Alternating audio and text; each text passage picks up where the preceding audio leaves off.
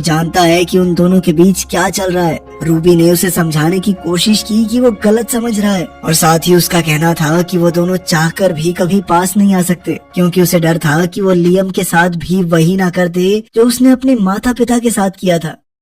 इसके बाद वो लेक के पास गई जहाँ उसकी मुलाकात लियम के दोस्त से हुई और उसने रूबी को बताया कि उसे यहाँ भी महफूज नहीं लगता। उधर वो ऑरेंज लड़का लैपटॉप पर किसी को बता रहा था कि उसके पास कितने ग्रीन, कितने ब्लू और कितने ऑरेंज बच्चे मौजूद थे। लेकिन ठीक उसी समय पर रूबी वहाँ पहुँच गई, जिसके आते ही उसने अपना लैपटॉप बंद कर दिया। और असल में रूबी भी वहाँ पर लैपटॉप लेने ही आई थी ताकि वो लियम के दोस्त की बात उसके घर पर करवा सके। और ये मौका देखते ही उस लड़के ने रूबी के साथ एक डील करने की कोशिश की, जिसमें रूबी को उससे याददाश्त मिटाने वाली शक्ति सीखनी थी और इसके बदले में वो उसे लैपटॉप देने वाला था। रूबी भी इस चीज के लिए तुरंत ही तैयार हो गई। लेकिन उससे ये सीखते वक्त जब रूबी ने अपनी आंखें खोली तो उस वक्त वो लड़का उससे बदतमीजी करने की कोशिश कर रहा था, जिससे बचने के लिए रूबी ने उसके मुंह पर एक जोरदार मुक्का दे मारा। और जब वो उस कमरे से बाहर निकली तो उसकी मुलाकात लियम से हुई, जो रूबी से सारा सच जानने के बाद बहुत ज्यादा गुस्से में था और अब वो उस लड़के से बदला लेना चाहता था।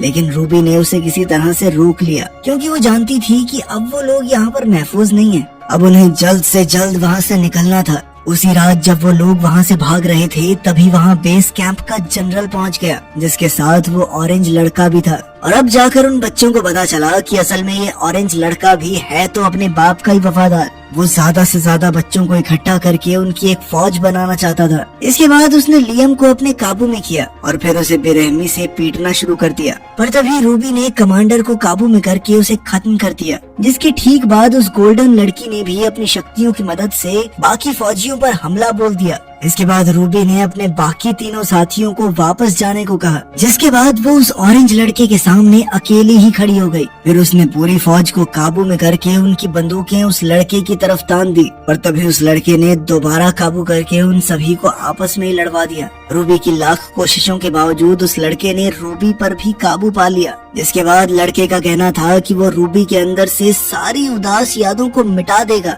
और फिर उसके साथ पूरी दुनिया पर राज करेगा। तभी रूबी अचानक से होश में आई और उसने ऊपर उड़ रहे एक हेलीकॉप्टर को काबू करके उस लड़के पर गिरा दिया, जिसके बाद एक दूसरे हेलीकॉप्टर ने रूबी पर हमला करने की कोशिश तो की, पर लियम के दोस्त ने रूबी को बचा लिया। लेकिन इस सब में उसे काफी गहरी चोट लग गई थी और अब रूबी को समझ नहीं आ रहा था कि वो उसकी मदद कैसे करे। तभी उसे डॉक्टर के दिए हुए उस जीपीएस के बारे में याद आया। उस डॉक्टर ने बेस से भागने में उसकी मदद की थी, मतलब वो थोड़ा भरोसा तो कर सकती थी उस पर। जीपीएस के एक्टिवेट होते ही डॉक्टर जल्दी ही अपने एक साथी के साथ